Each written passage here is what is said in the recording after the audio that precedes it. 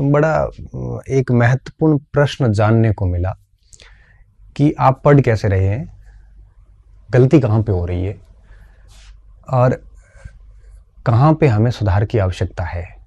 ये चीज़ें बड़ी तल्लीनता के साथ मैं दिल से महसूस करता हूँ।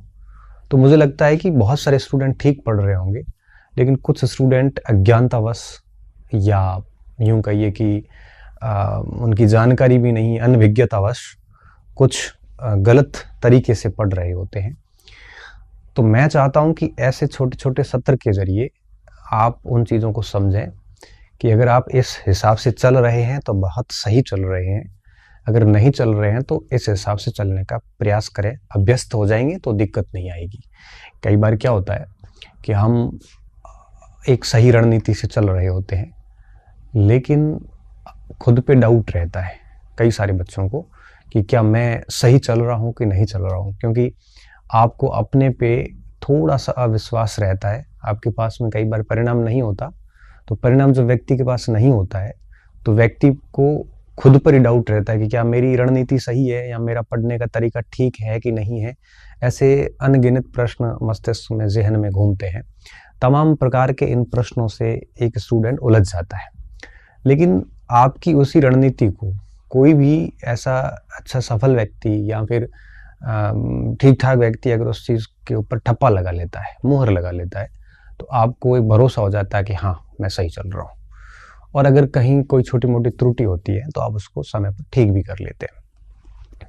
तो आज मेरा जो मेन टॉपिक था कि कहीं आप एक पैसिव स्टूडेंट के रूप में तो नहीं है। पैसिव का मतलब होता है निष्क्रिय विद्यार्थी। कहीं आप वैसे तो नहीं है। एक स्टूडेंट को हमेशा सक्रिय विद्यार्थी के रूप में रहना बेहद ज़रूरी है। मेहनत सब करते हैं, सेम सामग्री सभी के पास में है। मोस्टली 90% सामग्री सेम होती सभी के पास में। फिर कमी कहाँ रहती है? तो मुझे लगता है कि कमी कहीं ना कहीं सक्रियता में रहती है। अब मैं ये नहीं कहूँगा कि हर व्यक्ति समर्पित नहीं होता। देखो, कोई बाड़मेर छोड़ के बाहर बैठा है या गाँव छोड़ के शहर में आया है तो निश्चित तौर पर समर्पित तो होता है। मैं कहूँ कि बच्चों में कंटिन्यूटी नहीं होती, सातत्य नहीं होता, निरंतरता नहीं होती, ये भी गलत है, क्योंकि सारे बच्चे ऐसे भी नहीं होते। बहुत सारे बच्चे कंटिन्यू मेहनत भी करते हैं। मैं ये भी नहीं कह सकता कि इनके पास में मटेरियल गलत है। मटेरियल कोई गलत होता ही नहीं, सब मटेरियल ही सही होता है। मैं ये भी नहीं कहूँगा कि बच्चे लापरवाह है और ये है वो है। तो हर व्यक्ति लापरवाह भी नहीं होता, कई बहुत सीरियसली भी मेहनत कर रहे होते हैं। मैं ये भी आरोप नहीं लगाऊंगा कि आपने टारगेट तय नहीं किए। बेरोजगारी में टारगेट याद आते नहीं है, सही बात ये है। उनको रोजगार की आवश्यकता होती है, बेरोजगारी खत्म करने की जिद होती है, तो वो पशु परिचर से लेके जहाँ भी उसका सेटलमेंट बैठे वो कोशिशें करता है कि कहीं भी छोटी मोटी नौकरी लग जाए। तो ऐसी संशय की स्थिति में, ऐसे भय के माहौल में ऐसे टारगेट सेट कम बच्चे कर पाते हैं, लेकिन ठीक है, फिर भी चल जाता है, कोई ज़रूरी नहीं है। तो इन सारे कारणों से इतर और क्या कारण हो सकता है? ये सब करने के बावजूद भी अगर कोई असफल हो रहा है तो एक और भी कारण मुझे नजर आता है, आपकी सक्रियता या निष्क्रियता। पैसिव हैं आप कि एक्टिव हैं आप? ठीक है, तो मैं चाहता हूं कि अगर आप कैसे विद्यार्थी हैं, अगर आप सक्रियता से युक्त हैं, आपको लगता है कि नहीं आप बिल्कुल सक्रिय विद्यार्थी है, सक्रियता है आप में, है ना, तो डेफिनेटली कुछ चीज़ें होगी जो आपको यूँ कहिए कि अगर फॉलो कर रहे हैं तो ठीक है, नहीं कर रहे हैं तो भी कोई बात नहीं। अब आप कितने एक्टिव हैं मैं देखते हैं।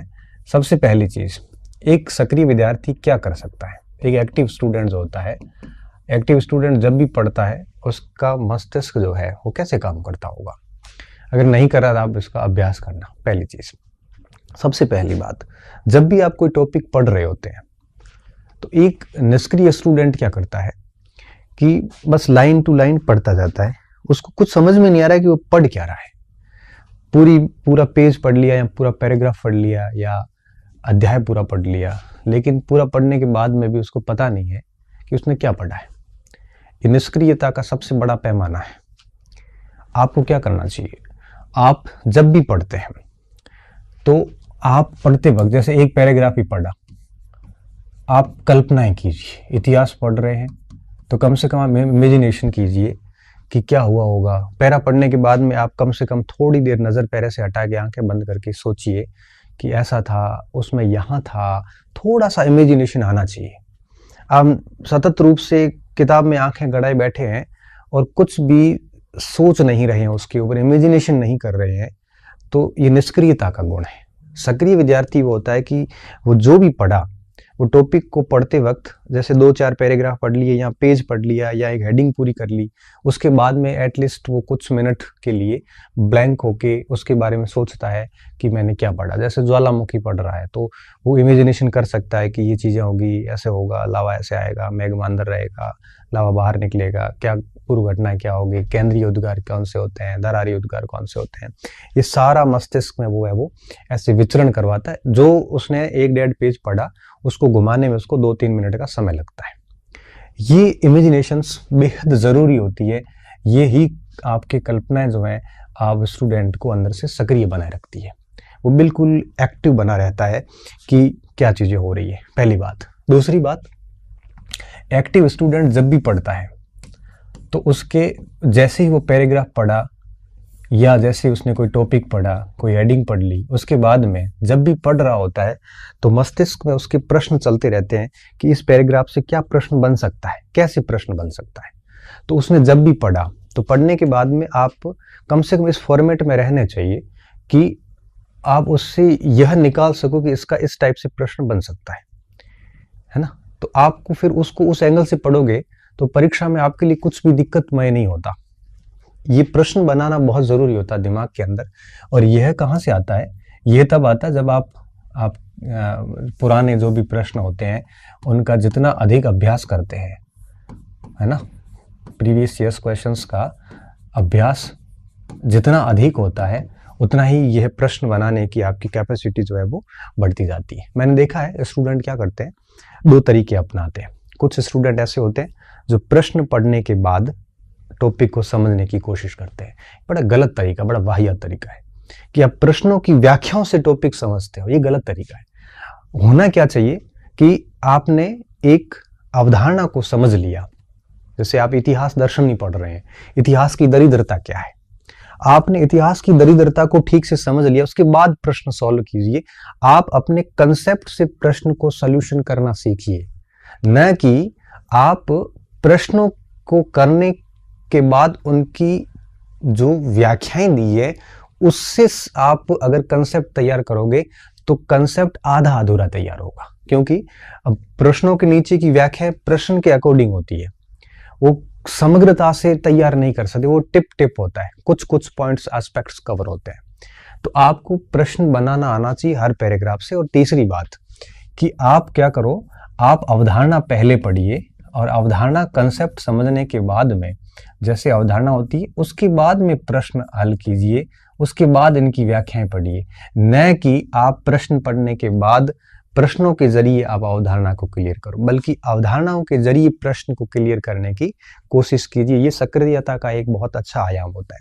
इसके अलावा क्या करना होता है, इसके अलावा सक्रिय स्टूडेंट वे भी होते हैं जो किताब पढ़ते हैं, अंडरलाइन करते हैं अच्छी तरीके से। जहाँ कहीं भी महत्वपूर्ण बात लगती है वहाँ पे अंडरलाइन कीजिए।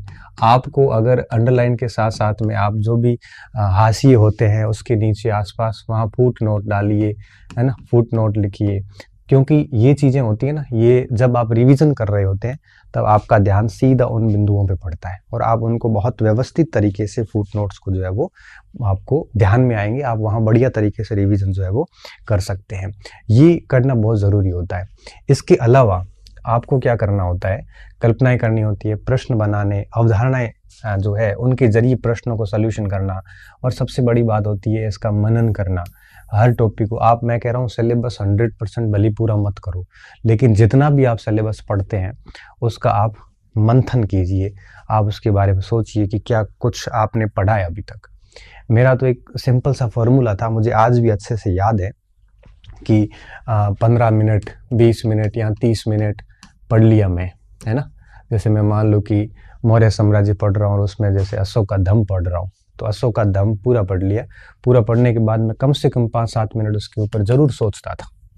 आप जैसे मुगल काल हो तो जैसे हल्दी घाटी के युद्ध, आज भी जब हम पढ़ाते हैं तो हम सब डेफिनेटली सोचते हैं कि इसके कारण क्या थे, इसके परिणाम क्या थे, है ना। इस तरह से पूरा टॉपिक दिमाग में सोचते हैं। तो ज़रूरी नहीं कि सारी बातें हमें उस समय दिमाग में आती है, लेकिन कुछ चीज़ें भूलते हैं, कुछ चीज़ें मोटी मोटी मस्तिष्क में एक इमेजिनेशन करके मंथन करते हैं, उसके बाद आगे बढ़ते हैं। यहाँ आपकी एक्यूरेसी बहुत शानदार हो जाती है अगर ऐसा करते हैं तो।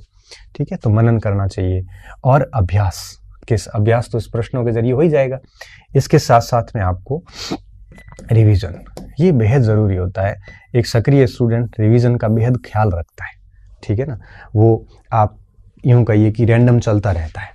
1 बार, 2 बार, 3 बार आप किसी भी कंटेंट को 5-6 बार ठीक से रिवीजन नहीं करते हैं ना, तब तक आपको वो सामग्री कभी ठीक से याद नहीं हो पाएगी। परीक्षा में हमेशा गलती की संभावना रहती है, हमेशा डाउटफुल प्रश्न गलत चले जाते हैं। तो रिवीजन पे बल देना चाहिए हमें। तो ऐसा टाइम टेबल सेट होना चाहिए हमारा कि हम परीक्षा तक 4-5 बार कम से कम रिवीजन करें। साथ साथ में आप है वो एक शॉर्ट नोट्स जैसी स्थिति भी रखें, ताकि आप है वो लास्ट टाइम में अच्छी तरीके से रिवीजन कर सकें। क्योंकि परीक्षा से 15 दिन पहले अगर एक बार सिलेबस पूरा नहीं पढ़ा जाता है तो निश्चित तौर पे वो आपको बहुत नुकसान देता है। आप कितनी भी पढ़ाई कर लो, लेकिन एग्ज़ाम टाइम में 15 दिन पहले एक बार सिलेबस को आंखों से निकाल दिया जाता है तो अलग लेवल का कॉन्फिडेंस आता है, और कॉन्फिडेंस से व्यक्ति बहुत कुछ कर जाता है। ठीक है, ये चीज़ें करनी बहुत ज़रूरी है, ये एक एक्टिव स्टूडेंट की निशानी होती है। ठीक है, बाकी अगर आप ये सोचते हैं कि बस आप एक उपन्यास की भांति या अखबार की भांति पुस्तक को पढ़ते जाओगे, तो निश्चित तौर पे आप है वो उसमें न प्रश्न बनाने की आपकी क्षमता होगी, न आप उन चीज़ों को मस्तिष्क में क्रिएट कर सकते हो, कल्पना भी नहीं कर सकते। प्रश्न देखोगे तो नया नया सवाल लगेगा, भले आपने किताब में अंडरलाइन कर रखी है, लेकिन पेपर में जब वो प्रश्न देखोगे तो आपको लगेगा जैसे आपने पहली बार उसको पढ़ा है। ऐसी स्थिति आ जाती है अगर हम ये चीज़ें नहीं करते हैं तो आप इस तरह से सक्रिय स्टूडेंट बने, और साथ साथ में लिमिटेड मटेरियल रखें और कंटिन्यू उसका करें। टेस्ट सीरीज वगैरह दें ना दें, लेकिन पुराने प्रश्नों का अभ्यास भरपूर कीजिए। इससे आपको प्रश्न बनाने आ जाएंगे, इससे आपका रिवीजन भी हो जाता है, इससे आपको पता चल जाता है कि महत्वपूर्ण चीज़ें क्या है। नोट्स शॉर्ट वगैरह किताब में वगैरह ऐसा करके रखो कि एग्ज़ाम से 15 दिन पहले आप सिलेबस को मोटा मोटा है वो रिवाइज कर सको। इस तरह से चलिए। बाकी डेली 5-7 घंटे अगर ठीक ठाक पढ़ लेते हैं तो मुझे लगता है कि इन तरीकों से पढ़ते हैं तो आराम से चीज़ें हैं वो ठीक हो जाती है। तो एक स्टूडेंट को हमेशा एक सक्रिय विद्यार्थी के रूप में रहना है। निष्क्रिय विद्यार्थी 10 घंटे 12 घंटे भी डेली पढ़ेंगे ना तो भी रिजल्ट बड़े मुश्किल से निकलते हैं। और एक ऐसा एक्टिव स्टूडेंट 6-7 महीने भी ठीक से पढ़ लेता है तो निश्चित तौर पे एक अच्छा परिणाम जो है वो दे सकता है। ठीक है, बहुत बहुत धन्यवाद विद्यार्थियों। अच्छे रहिए, मस्त रहिए और पढ़ते रहिए। और ऐसा कोई और विषय आपके जहन में हो जो कंफ्यूज कर रहा हो तो आप लिख लेना, फिर कभी वीडियो बना के आपको मोटिवेट कर लेंगे। पुनः धन्यवाद। मोटिवेट नहीं, मार्गदर्शन कर देंगे। धन्यवाद।